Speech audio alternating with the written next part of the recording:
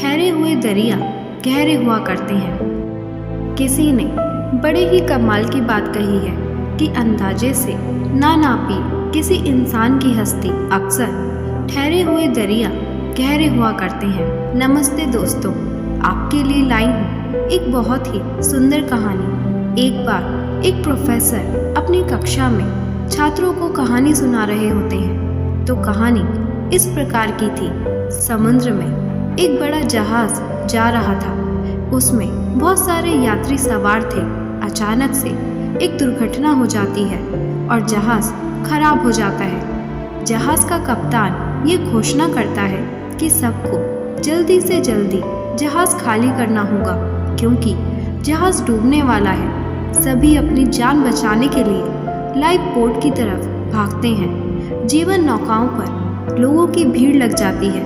लगभग सारे यात्री सुरक्षित किनारे तक पहुंच भी जाते हैं। बचाव दल भी वहां आ जाता है, लेकिन अंतिम समय होता है जब जहाज बस डूबने वाला होता है और बस एक ही लाइफ बोट बची हुई थी। लेकिन जहाज पर दो लोग होते हैं। वो पति पत्नी होते हैं। पति जो होता है वो पत्नी को धक्का देता है पीछे की तरफ, जहाज पर ही रोकता है और खुद कूद जाता है लाइफ बोट पर। और जब किनारे पर जा रहा होता है वो जहाज की तरफ देखता है। जहाज डूबने वाला होता है और पत्नी चिल्लाकर कुछ कह रही होती है। इतने में प्रोफेसर कहानी को रोकते हैं और बच्चों से पूछते हैं कि आपको क्या लगता है कि पत्नी ने क्या कहा होगा। तो ज़्यादातर बच्चों ने कहा कि उसने कहा होगा, आई हेट यू, मैं तुमसे इतना प्यार करती हूँ और तुमने मुझे धोखा दिया। किसी ने कहा कि ये कहा होगा कि तुम स्वार्थी निकले। एक बच्चा चुपचाप रहा। तो प्रोफेसर ने उससे पूछा, आप चुप क्यों हो, आप बताइए कि क्या कहा होगा। तो बच्चे ने कहा, हो सकता है पत्नी ने अपने पति से कहा हो कि हमारी संतान का ख्याल रखना। प्रोफेसर चौंक गया। उन्होंने कहा, सही जवाब दिया तुमने, लेकिन तुम्हें कैसे पता? तुमने कहानी सुनी हुई थी। उस लड़के ने कहा, नहीं सर, मैंने कहानी नहीं सुनी। जब मेरी बीमार माँ भी अपने जीवन के अंतिम पलों में थी तो उन्होंने मेरे पिता से कहा था कि हमारे बच्चे का ख्याल रखना। प्रोफेसर दुखी हुए। उन्होंने कहा, आपका जवाब सही है। उस पत्नी ने अपने पति से यही कहा कि हमारी संतान का ख्याल रखना। प्रोफेसर ने कहा, लेकिन कहानी अभी बाकी है। उन्होंने कहानी आगे बढ़ाई।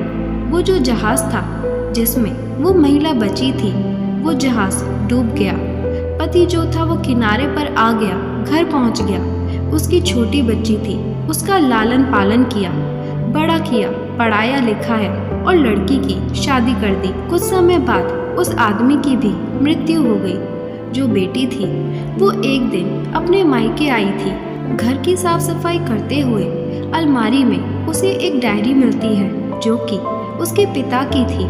और उस डायरी के अंतिम पेज पर लिखा हुआ था कि मुझे माफ़ करना, मैं उस समय तुम्हारे साथ समंदर में समाना चाहता था, लेकिन चाहकर भी मैं ऐसा कर नहीं पाया। मुझे कठोर निर्णय लेना पड़ा हमारी बेटी के लिए। इस तरह मैंने तुम्हें वहीं छोड़कर खुद की जान बचाना मुनासिब समझा। मुझे मालूम था कि तुम बीमारी से घिरी हुई हो। कुछ दिनों में तुम वैसे भी ये दुनिया छोड़कर जाने वाली थी, इसलिए मुझे ये कठोर निर्णय लेना पड़ा। वरना मेरा यकीन मानो, मैं उस समय तुम्हारे साथ समंदर में समा जाना चाहता था। तुम्हारे बिना मेरे जीवन का कोई अर्थ नहीं है।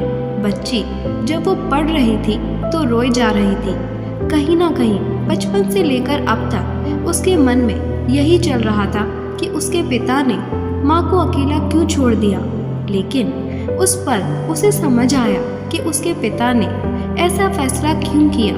यह जीवन बहुत सारी सही गलत बातों से ऊपर है।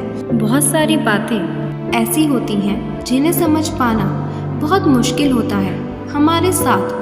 और हम में से कुछ लोग ऐसे होते हैं जो बिना सोचे समझे बस अपना रिएक्शन दे देते हैं। आप ऐसा करते रहेंगे तो लोगों को खोते रहेंगे। प्रतिक्रिया देना बंद कीजिए, लोगों को जज करना बंद कीजिए, लोगों से प्यार करना, उन्हें समझना शुरू कीजिए। अगर ये वीडियो आपको अच्छी लगी हो तो लाइक, शेयर और सब्सक्राइब ज़रूर करें।